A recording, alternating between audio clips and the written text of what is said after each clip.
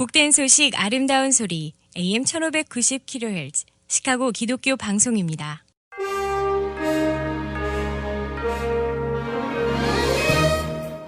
여러분 안녕하십니까? 11월 4일 수요일 KCBS 헤드라인 뉴스입니다. 2020 미 대선 결과 일부 주 개표가 완료되지 않은 가운데 트럼프 대통령이 결국 승리를 선언했습니다. 백악관과 언론 등에 따르면 트럼프 대통령은 오늘 새벽 이스트룸에서 기자회견을 열고 우리는 이 선거에서 이길 준비가 돼 있고 솔직히 이겼다라고 선언했습니다. 트럼프 대통령은 특히 우편투표 개표 인증 기준 때문에 결과 발표가 지연될 것으로 예상된 펜실베니아를 두고도 우리가 이기고 있다며 아울러 역시 개표 진행 중인 북부 러스트벨트 위스콘신과 미시간을 두고도 승리를 주장했습니다. 현재 매직 넘버인 270명의 양측 모두 도달하지 않은 상황에서 트럼프 대통령이 이같이 선언하자 조 바이든 후보 캠프 측은 이에 반발하고 나섰습니다. 현재 트럼프 대통령은 선거인단 213명을 확보했고 조 바이든 후보는 238명을 확보한 상태입니다. 펜실베니아, 위스콘신, 미시간, 조지아 등 4개 주요 격전주들에서 아직 우편투표 개표가 남아있어 향방은 여전히 예측하기 어려운 상황입니다. 현재 펜실베니아, 조지아, 노스캐롤라이나, 플로리다, 아이오와, 오하이오, 텍사스에서 트럼프 대통령이 앞서고 있고 위스콘신과 애리조나, 뉴햄셔에서는 조 바이든 후보가 앞서고 있습니다.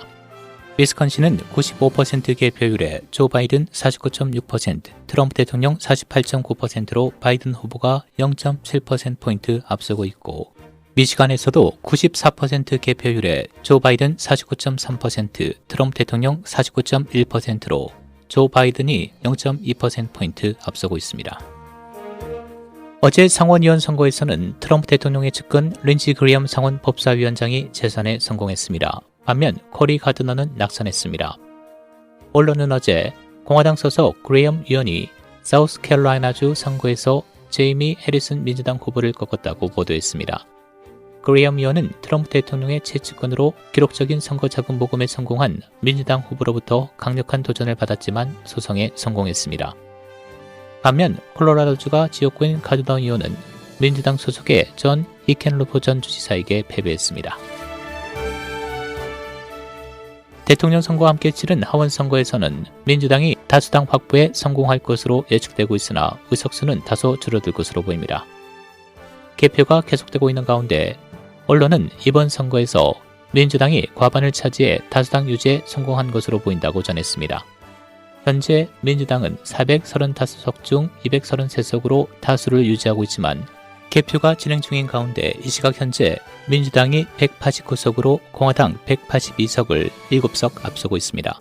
상원은 공화당 47석, 민주당 46석을 기록 중입니다. 쿡카운티 스테이트 어터니 킴 팍스가 어제 선거에서 승리를 선언했습니다. 투표 종료 후 거의 4시간 만에 도전자 공화당 팻 오브라이언을 두 자릿수 우위로 제압했습니다. 95% 개표에 팍스가 오브라이언을 53.05%대 40.35%로 앞서 킴 팍스가 다시 쿡카운티 검사장의 자리를 유지하게 됐습니다. 일리노이주에서 대통령 선거만큼 큰 관심을 나타내고 있는 인컴텍스 개정안이 오늘 새벽까지 개표가 진행 중으로 아직 결론을 내지 못하고 있으나 개정 반대 55%, 찬성 45%로 나타나고 있습니다. 개정안이 91% 개표가 진행된 상황에서 반대 250만 표, 찬성 200만 표를 기록하고 있고 반대 측은 개정안이 부결되었다고 주장하고 있습니다. 그러나 선거관리 담당자들은 아직까지 도착하지 않은 투표용지가 30만에서 40만에 이를 것으로 추산하고 있어 결과는 기다려봐야 한다고 밝혔습니다. 일리노이주 신종 코로나 바이러스 1일 신규 확진자 6,516명, 사망자 68명 추가돼 누적 확진자 수는 43만 6,277명, 누적 사망자 수는 1,161명을 기록하고 있습니다. 당국자는 하루 동안 총 82,435명을 검사해 7일 평균 예상 확진율이 9.9%라고 발표했습니다. 지난 2일 워싱턴의 성경박물관에서 열린 선거전 기도회에서 일리노이주의 인사이트 처치의 제임스 워드 목사는 분열과 증오 속에 미국이 지금 불필요하게 죽어가고 있다. 미국의 장래는 보장되지 않았으며 하나님께서는 당신의 백성을 그에게 돌아오라고 경고하고 있다라고 말했습니다. 또 미국에서 우리가 지금 불필요하게 죽어가고 있다는 것은 가장 불행한 일이라며 정말 마음이 아프다. 나는 하나님께서 미국을 돌이킬 뿐만 아니라 죽지 않고 살기 위해 하나님께 돌아오라고 부르고 계심을 진심으로 믿는다라고 말했습니다. 한편 6월에 실시된 라스무센 여론조사에 따르면 미국 유권자의 34%는 앞으로 5년 이내에 미국에서 2차 내전이 일어날 것으로 생각하고 있는 것으로 나타났습니다. 날씨입니다.